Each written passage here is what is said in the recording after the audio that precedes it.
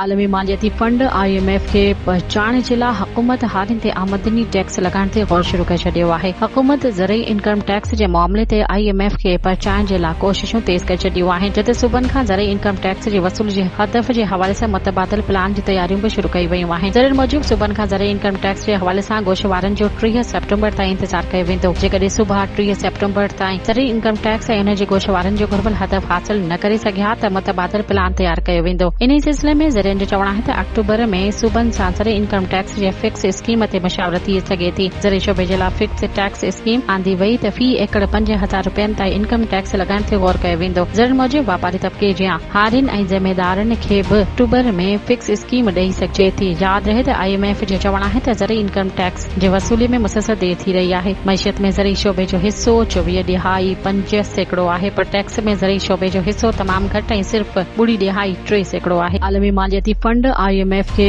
पहुचाइण जे लाइ हुकूमत हारिन ते आमदनी टैक्स लॻाइण ते गौर शुरू करे छॾियो आहे। हुकूमत ज़रई इनकम टैक्स जे मामले ते IMF खे पहुचाइण जे लाइ कोशिशूं तेज़ करे छॾियूं आहिनि, जिते सूबनि खां ज़रई इनकम टैक्स जे वसूल जे हदफ़ जे हवाले सां मुतबादिल प्लान जी तयारियूं बि शुरू कई वयूं आहिनि। ज़रिए मूजिब सूबनि खां ज़रई इनकम टैक्स जे हवाले सां गोशवारनि जो 30 सेप्टेम्बर ताईं इंतजार कयो वेंदो। जेकॾहिं सूबा 30 सेप्टेम्बर ताईं ज़रई इनकम टैक्स ऐं उन जे गोशवारनि जो घुर्बल हदफ़ हासिल न करे सघिया त मुतबादिल प्लान तयार कयो वेंदो। इन सिलसिले में ज़रियनि जो चवणु आहे त अक्टूबर में सूबनि सां ज़रई इनकम टैक्स जे फिक्स स्कीम ते मशावरत थी सघे थी। ज़रिए शोबे जे लाइ फिक्स टैक्स स्कीम आंदी वई त फी एकड़ 5,000 रुपयनि ताईं इनकम टैक्स लॻाइण ते गौर कयो वेंदो। ज़रिए मूजिब वापारी तबिके जा हारिन ऐं ज़िमेदारनि खे बि अक्टूबर में फिक्स स्कीम ॾेई सघिजे थी। यादि रहे त IMF जो चवणु आहे त ज़रई इनकम टैक्स जे वसूली में मुसलसल देर थी रही आहे। मईशत में ज़रई शोबे जो हिस्सो 24.5% आहे, पर टैक्स में ज़रई शोबे जो हिस्सो तमामु घटि ऐं सिर्फ़ 0.3% आहे।